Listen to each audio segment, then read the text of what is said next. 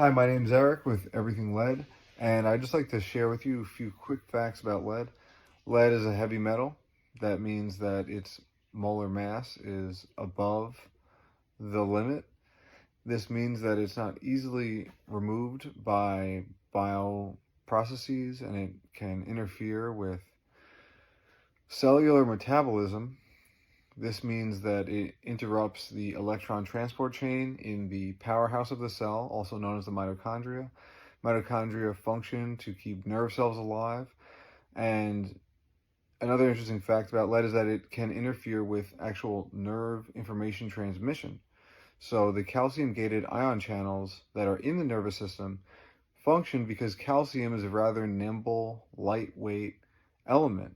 It's also a metal, but it's able to be utilized effectively to modulate how neurons communicate with each other. But when lead gets involved, it not only makes the neurons suffer because of the mitochondrial dysfunction that it causes, but it blocks the transmission of information. So you've heard the phrase, if you don't use it, you lose it.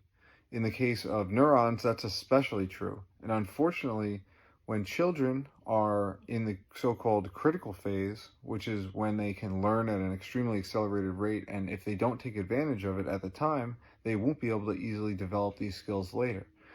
So when the critical phase is open, that also coincides with a lack of what's known as a blood-brain barrier.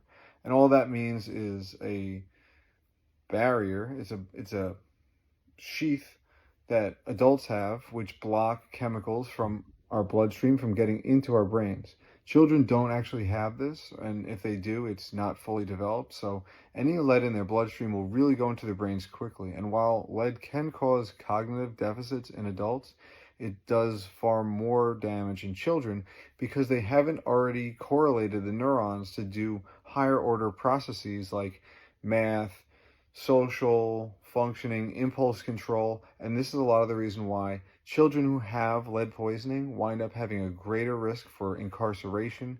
They have long-lasting cognitive deficits that do not go away. So it's paramount to test environments that children hang out in for lead, and adults too can suffer greatly from cardiovascular effects. In the US alone, 250,000 people a year die